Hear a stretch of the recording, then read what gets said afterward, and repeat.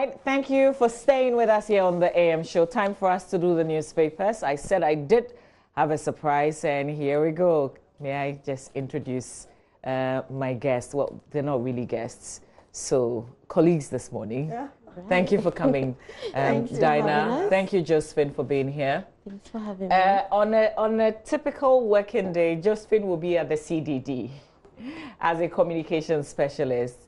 But she is either Kojoyak or Roland Walker this morning. So thank you, Josephine, for passing through. Dinah Adiko was once technical advisor at the Gender, Children, Social Protection Ministry, and you were advising the minister then. Yeah. But you were a consultant. Yes, and you do a lot of advocacy work. A lot of it. This is our day. It is our day. Yeah. Happy International Women's Day to you and to every woman in Ghana. We wish you same. Same to you. Yeah. Okay, so we're here to do the newspapers. We'll tell you what's making headlines, what's on the front and back pages of the newspapers that we have. Let's see, Josephine, would you want to start for us? Okay, so I have the Daily Statesman right in front of me, so I guess I will start with that. It says, murder on its mind. NPP accuses NDC of strangling efforts to end violence. And then we also have fights against corruption on course, says the Deputy Attorney General. On the back page, so the publisher also has Ampofo goes dump at CID. And then there's also the manhunt for Fadama killer as NDC boy denies the hawk. All right, then I'll do the Daily Graphic. Yes, the Daily Graphic. It has a big banner that says families receive 1.750 million Ghana cedis, and this refers to the killing of the 7 Asawase youth in the Ashanti region. And it says ASWEM calls for commitment of women's empowerment. It also has a story of Mr. Hamidu Amadu, who testified at the commission and says, I was assaulted with chains, bats of guns. And he said there was also a story that says, remove posters, banners from unauthorized places by the MMDAs. At the back, it says government to rehabilitate 10 dams, and they are to accommodate spilled water from Dagri Dam. So, yeah, those are the main stories on the Daily Graphic pages. Okay. All right, let's do the Finder newspaper, and we will be showing the papers a bit in the absence of us capturing it and putting it on television. So here's the Finder newspaper front page. EU clears Ghana from dirty money blacklist. Also, families of Zongo 7 received check of 250,000 Ghana cedis each. MPs give hope to distressed law students is also another headline. And that's it for the Finder newspaper. Okay, so for the Ghanaian Times, it's still about the Asawase killings, and it also says that government has paid 1.75 million cedis compensation to the bereaved families. There's also a story about a military civilians marking open day, and then the mortuary workers suspending their strike action. That's an interesting story. Yeah. When the mortuary worker goes on strike, what happens? I don't know. Probably have to ban deaths or something. The cops are left unattended too. We will dig into that story. I already have identified, I think, 2 stories that I think is of interest. The Asawase one, and then this other one. The mortuary one. Yeah. Okay, so you do the next one for us? The next one is the Independent newspaper. And it says, Commission asks police officer to produce victim's medical report, and the government must limit its role in GCX operations. At the back, it's adverts. Okay. Sure. Yeah. Thank you for not doing the adverts. Let's do the Daily Guide newspaper, front page of the Daily Guide. Asawase police killings, 250,000 Ghana cedis each for 7 victims. I'm not Hawk's leader, macho man, that's how the paper puts it. NDC sabotages vigilantism talks. Ofosu Ampofo reports to CID. NPP men date NDC women. Okay, that's where I'll leave it. Back page, I could not get tips to face Al Hilal, Neymar blasts VAR after defeats. Yeah, and that's Manchester United's biggest win this week, if you like. Center spread, Nanama McBrown flaunts baby bump, but we know that she's given birth. She's had a baby girl. At least that's what I read. Supports industrialization to grow middle class. New creative director for Ogilvy Africa. And there are other stories in the center spread of the paper you can check out. Yeah, just colorful. Very So colorful. the Daily Dispatch has a letter, so it's on page 2 of the Daily Dispatch. There's a letter from Kwame Nkrumah to K.A. Buzia. I would have to read that as well. Yeah, it looks interesting. Yeah, so yeah, on the back page is an ad. And the Ghanaian Observer has a story that says retraction and apology. It has the picture of Honorable K.T. Hammond. And then it says after the end, more prosecutions in the offing. Deputy Attorney General warns after the NCA snit Maslock and Cocoa Board scandals. It also has Dr. Baumia salutes Yana, and NDC hails Bank of Ghana over fight to save the CD. It will be interesting to read NDC hailing the Bank of Ghana. And a story says, I am not a Hawk member. NDC militia capo tells the short commission. And we are talking about the Asawase commission. I have to ask you though, have you been following the commission's work? A bit of it, a bit of it in the news. Your network has been very generous and has given us live feed, so followed a bit of it. Yeah. Okay. Let's dig in now. Which stories, after going through the headlines, any interested story you want to do? I thought we could do the families of Zongo 7 received check of 250,000 Ghana cedis each. Before this, there was the debate that should they all receive 250? Should it be the same for all?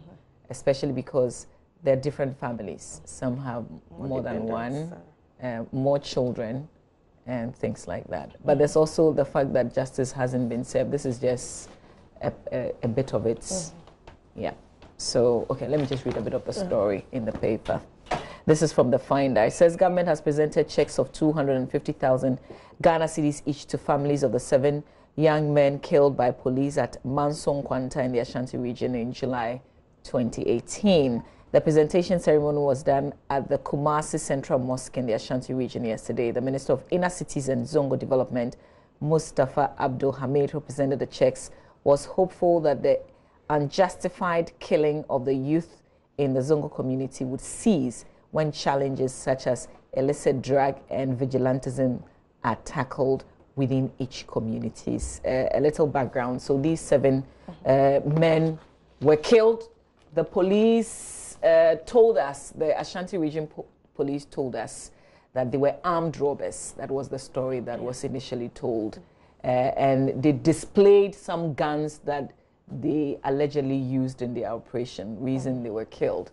And then after there was a committee set up to look into it, it came to light that these 7 were not armed robbers after all. So here we are. And the president made a promise and said he was going to give some money. In fact, it was part of the recommendation in the committee's work. So here we are today with the 250 that has been presented. Any thoughts there? I mean, 250 definitely cannot bring them back. It can't buy their lives. And it takes us back to this whole issue of vigilantism and the space of insecurity in the country as it stands. And especially as today's International Women's Day, we realize that now is the families of these deceased that are going to suffer. It's the wife and the children that are going to, and that's what usually happens when there's insecurity. Is usually the women and the children who are mostly affected. So I think, yes, maybe the money would give them some closure, and I kind of understand the schools of thoughts that we should look at the number of dependents and all that, but then that shouldn't be the ultimate. Even bringing these police officers to book shouldn't be the ultimate. We should go a step further to really try and curb this whole vigilantism issue. True. Yeah. Yeah, and I think it's interesting, the part, I must say I haven't had the opportunity to read the report, so I don't well remember the details of what their conclusions or recommendations were. But it's, again, very worrying, the issue about justice. It's admitted that they were unlawfully or they were wrongly killed. Yeah. And the best we can do as a country will be to compensate them with this little amount of money. I think even if some of the families didn't get monies and better justice was served, I mean, how does the police system work in such a way that such killings will take place? I think a lot more investigation needs to be done and a lot more answers given to Ghanaians. And we need to see some actions taken within the police service to address how these things happen, because it happens on and on and on, mistakenly killing people and all of that. So that would be one important angle. And then the fact that giving out this money should not be the end of it. If they had dependents, there should be some effort to ensure that these dependents are properly, you know, cared for, particularly if they are young children and all of that. So I think there's a bit more we can do than using this to close the chapter and say, I mean, end of story. This shouldn't be the end of story. There should be a lot more done in how the police operate. Yeah, I totally agree with you. Any other picks? Any other story? Well, there was, this thing about corruption always draws me like magnets. So the fight against corruption on course says that Deputy Attorney General. Well, the thing about corruption, I think, was one of the Akufo-Addo's main campaign promises, and it definitely is going to be one of the things with which Ghanaians are going to judge him and probably affect our votes in 2020. I mean, when we started, in 2017, which was like right after the elections, they were sort of in the honeymoon period. Ghanaians were very optimistic that the government was coming up with good initiatives, and so the government was really graded high when it comes to the fight against corruption. We were all excited when we heard about the setting up of the Office of the Special Prosecutor and all that. But I'm really looking forward to 2020 because from then there's been some lapses that our expectations at some points have been cut short. We expected more speedy action, and there's been some alleged corruption cases with this government as well. So I know Ghanaians are really expectant, and because like we had about 64% of Ghanaians calling for corrupt officials to be brought to book and all that, and I don't think we have gotten to that level yet. So we are really watching. And 2020, I think this is going to be one of the deciding factors. And I think when the Deputy Attorney General speaks, he's coming from a point of prosecution, because that's what people want to see. If you're fighting corruption, then people want to see people being nailed. And that is one of the things. So in our Afrobarometer questions, they actually said 64% of Ghanaians said they wanted to have the corrupt officials prosecuted, named and jailed, and whatever money that they had collected, they wanted that money to be used for a facility and then their names written on it. So if the money was taken from Josephine, this is a hospital built from money retrieved from Josephine, whatever, you know, that kind of thing. So that should be nice. But would we really do that? How deterrent that will be, you know. We could swap that from taking you to jail. So you return the money, we use it for something, and we put your name on it, and you don't go to jail. Way better than taking you to jail and having to feed you with our taxpayers' money. You know? True. And getting you out at some point. And I think this discussion also brings the issue about the role of the special prosecutor and how that is interwoven with the role of the Attorney General and how much progress we are making since his appointment and his office was set up. Is it really serving the purpose that we intended it to serve, the excitement that Ghanaians had when there was an announcement of the appointment of a special prosecutor, and the person particularly knowing what he stands for and what he has done? And I always wonder what is making it difficult for us to see some speed in either recovering our funds or in either getting justice for the country and all of that. It seems to be going really slow, and we're very hopeful that, I mean, these things speed up so that some deterrence is in the system. But on a very light note, you notice that the names that are coming up for having taken public funds, we have fewer women. Don't tell me Well, because there are only fewer women so let's stay there for a while. leadership Because I was just going to positions. say that how many women do you find in leadership position Yeah. and in public service? But if you strike the percentage of women in leadership position versus the ones who are being alleged to have been corrupt, and you strike the percentage of men versus the ones who are alleged to be corrupt, it's still higher. And it probably says something about our upbringing, or it only makes a case that we need more women in leadership position. It could be one of the ways to address. We are not saying women are holy or they are expected to do things. They are human beings and they do a lot of things human beings do, and men are human beings as well. But it looks like with our upbringing, and I make a particular reference to, for example, the analysis video that was on the judges, you'd realize that the number of judges who it was reported turned their offer of bribe away had a lot more women than it had men. So it tells you something. Either it's about our upbringing, our conscience or something, but women would likely make better leaders. Why do we keep them out? True. Our country is lagging, and probably one of the reasons because we have fewer women in decision. So in our next discussion, I would ask you why we as women keep ourselves out. I'll turn the question around. All right. Yeah. We should answer but that. On the on corruption, this is 2019. 2020 is just around the corner. You know, Mr. Martin Amidu had said that he didn't want to start anything very close to the elections. Otherwise, people would think that you're doing it because of the election. I mean, this is much. What does that mean? Well, even if the Attorney General decided to start prosecutions, and would we not think that it's because of the election?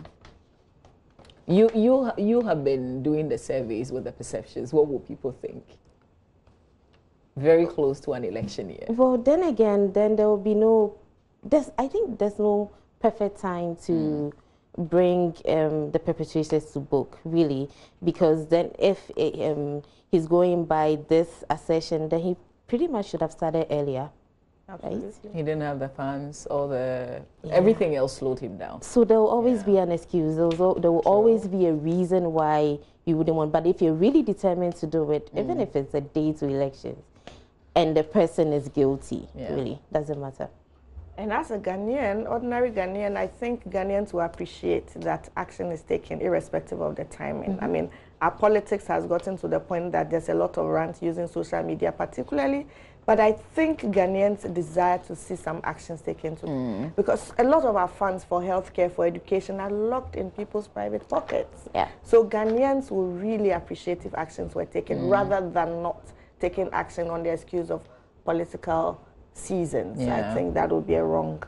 Can we spend a bit of time on vigilantism and what we make of all the campaigns ongoing? Here at JoyNews, we have our own, which is disband party militias now. When the IGP appeared before the commission, he said they started their own campaign with banners, and they had the Pentecostal Council, I think, on board. They wanted CSOs to also join. Where do you think we are in this whole fight? So yesterday, my colleagues and I listened to Manasseh's story in the office, and one of my colleagues she was really sad. She was like, I'm scared. Where are we going? You know, where's the country headed? And I totally agree with her. You know, this issue of vigilantism has been there in the past, but it was more covert, you know. But now the political parties, especially the two leading political parties, have boldly come out to admit that they have vigilance groups, and to the extent that some are even clothed in security uniforms. You know, it's as if we're actually preparing for war in 2020. And if you don't take care, again, it is we, the women and the children, who are going to suffer. I think we need more than just catchy hashtags and billboards, and we really need to take actions, especially with what happened today, what happened yesterday, the stories that came out yesterday. I think the president has a lot of answering to do. If he didn't know about it, about the whole group this is training, the I Christian Bock Castle. Yes. If we have 400 people training in the Osu Castle and the president doesn't know about it, then he has a lot of answering to do to Ghanaians. And if he did know about it, that's even worse. I think we need to, the civil society, the media, we have to be firmer. We have to demand answers. We have to demand action, because we shouldn't just sit aloof, because now they're fighting each other. Very soon they'll be fighting us. You know, it's pretty That's a scary. very important point you raise. Yeah. Yeah. Now they're fighting each other. Very soon they'll be fighting us. Yeah. They're actually fighting us already. Yeah. Yeah, it is worrying, and it also weaves into the culture of violence that our country is rapidly tolerating. And we're increasingly accepting and allowing violence to thrive. And it's permeating different spheres of our society. You take, for example, the government appointment of officials by the government, and how these militia or vigilante groups have treated these appointees. And you also begin to wonder, what would they do in the culture where women are not expected to be in leadership position? What would be their reaction if women were appointed? And how would this make women, for example, feel if they had the opportunity to be appointed? Because we keep saying, as a country, where are the women? We can't find the women. And yet we see the treatment of political appointees in such horrible way. We wonder how many women would even want to step in there and be treated the way they are treated. But also, what is also very disturbing is we keep talking about disbanding these groups. I worry when these groups, we need to tie that conversation, let me put it this way, we need to tie that conversation about how we manage and what we do with these groups when they are disbanded. What do we do with them? Do we just rip off their tags and their names and then let them loose and then unleash them on the rest of us?